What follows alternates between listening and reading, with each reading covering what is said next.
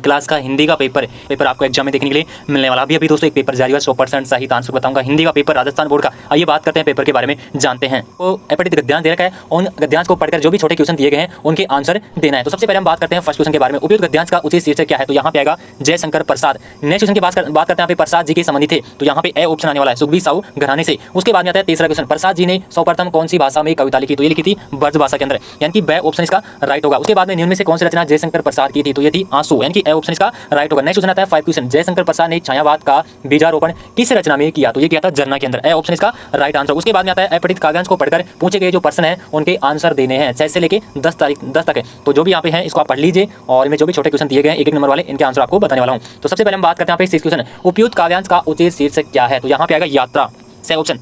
बटोई शब्द का अर्थ है, तो बटोई शब्द का क्या अर्थ है? यहाँ पे पथिक, ए ऑप्शन इसका राइट आंसर होगा। नेक्स्ट क्वेश्चन आता है सुमन का पर्यायवाची है, तो सुमन का जो पर्यायवाची है फूल पुष्प परसों, यानी कि से ऑप्शन इसका राइट होगा। उक्त काव्यांश में कौन सी शब्द शक्ति का प्रयोग हुआ है? तो ये हुआ है यहाँ पे व्यंजना, से ऑप्शन। उसके बाद में नेक्स्ट आता है 10वां, प्रस्तुत काव्यांश में कंटकों के सर का अर्थ है, तो इसका क्या अर्थ आएगा? पे दुख आएगा, यानी कि ए ऑप्शन इसका राइट होगा। उसके बाद में आता है नेक्स्ट क्वेश्चन 11, उन्मेष शब्द का अर्थ है, तो यहाँ पे आएगा उपयुक्त सभी। नेक्स्ट है जार पंचम की नाग कहानी है, तो कौन सी यहाँ पे? व्यंग्यात्मक, ए ऑप्शन राइट होगा। उसके बाद में आता है दूसरा क्वेश्चन, निम्नलिखित रिक्त स्थानों क्या करनी है? यहाँ पे पूर्ति करनी है। जैसे यहाँ पे बात करें गाय, आदमी, पुस्तक आदि शब्द संज्ञा का बोध कराते हैं। ये क्या है? आपका एक नंबर के यहाँ पे क्वेश्चन दिए गए हैं और लगभग यहाँ पे 6 तक, 1 से लेकर 6 तक। तो पहले क्वेश्चन की हम बात करें तो इसमें आएगा जातिवाचक संज्ञा का बोध कराता है। नेक्स्ट क्वेश्चन दूसरा है, जिस सर्वनाम का प्रयोग के लिए किया जाता है उसे कहते हैं प्रश्नजनक, ठीक है। उस सर्वनाम का पर्सन के लिए किया जाता है, इसे प्रश्नवाचक कहते हैं। नेक्स्ट आता है ऐसे शब्द जहाँ संज्ञा सर्वनाम की विशेषता बतलाते हैं उसे विशेषण कहा जाता है।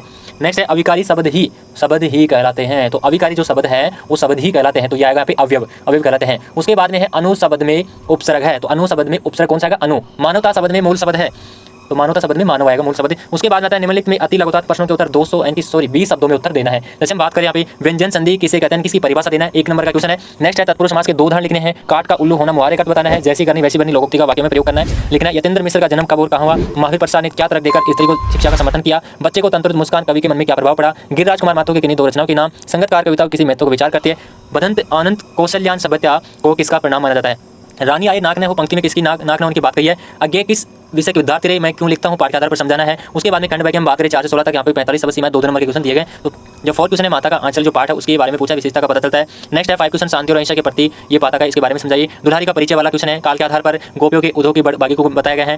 उसके बाद में यहाँ पे 9 से लेके और जो आपके 16 क्वेश्चन तक आता है ये आपके 2 नंबर के क्वेश्चन है। तो इन सभी क्वेश्चनों को आप अच्छी तरह से यहाँ पे नोट कर लीजिए और आने वाले जो भी आपका एग्जाम है किस तारीख को उसमें पेपर ऐसा कैसे आपको देखने के लिए एग्जाम में मिल सकता है। खंड से हम बात करें तो जो पठित गद्यांश है उसमें 100% सहित क्या करनी है? व्याख्या करनी होगी। उसके बाद में आता है आपका 18 क्वेश्चन में पठित पद्यांश दे रखा है, इसमें भी 100% सहित क्या करनी है? व्याख्या करनी है। नेक्स्ट उसके बाद में आता है 19 क्वेश्चन, लक्षण और परशुराम के बीच मध्य हुई संवाद को उदाहरण से ही समझाना है। आत्मकथ्य कविता में मूल भाव का विस्तृत प्रकाश डालिए, ये 3 नंबर का है। 20 क्वेश्चन आपका भी दोस्तों 3 नंबर का रहने वाला, इसके अंदर अथवा में भी क्वेश्चन दिए गए हैं। 21 क्वेश्चन में 4 नंबर का है, जिसमें आपको क्या करना है? निबंध लिखना है किसी भी एक पर। जैसे ए हम बात करें तो ए में मातृभाषा और उसका महत्व, उसके 4 पॉइंट है, ये 4 पॉइंट आप नोट कर सकते हैं। उसके बाद में ब के अंदर है यहाँ पे 4 पॉइंट है, से और द, तो आप 4 में से आपको एक पे निबंध लिखना है। उसके बाद में 22 क्वेश्चन में निमंत्रण पत्र लिखना है। नेक्स्ट इसके अंदर अथवा में दे रखा है, इसके अंदर भी आपको 4 नंबर का दिया गया है। 23 क्वेश्चन देख सकते हैं यहाँ पे एक विज्ञापन तैयार करना है और इसके अंदर अथवा में भी दिया गया। तो दोस्तों ये पेपर आपका क्या हो चुका है? हिंदी का कंप्लीट हो चुका है। तो हिंदी के पेपर को आप जल्दी से रख लीजिए, ठीक है। तो प्लीज़ वीडियो को लाइक करो, चैनल को विशेषकर सब्सक्राइब करें। Thank you.